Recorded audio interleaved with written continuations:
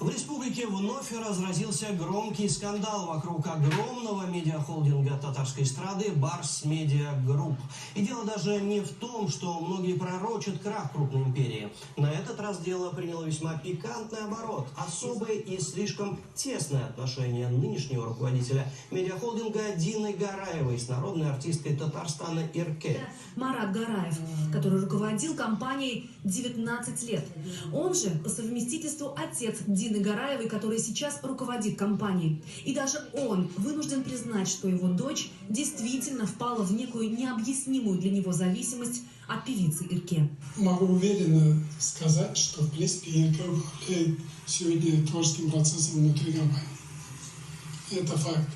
Я знаю все инструменты внутри компании, я знаю, как компания работает, как работает телевидение, как работает радио, как работает концертный отдел. Творческая составляющая Ирка имеет огромное влияние. И получается, что моя дочь попала под моей дочери, она манипулирует. Ирка преследует свои цели, ей нужен успех, творчество, нужны ресурсы.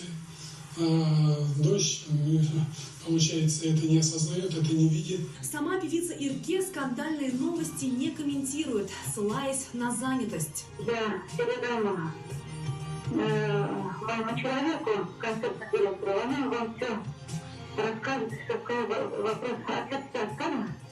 Неудобные вопросы она адресует своему концертному директору. Пока комментарий дать на этот вопрос я не могу. В компании Барс Медиа сегодня оказались не готовы прокомментировать ситуацию. Очевидно, что этот скандал пошатнул и без того неустойчивое положение компании, которое после ухода ее несменного руководителя Марата Гараева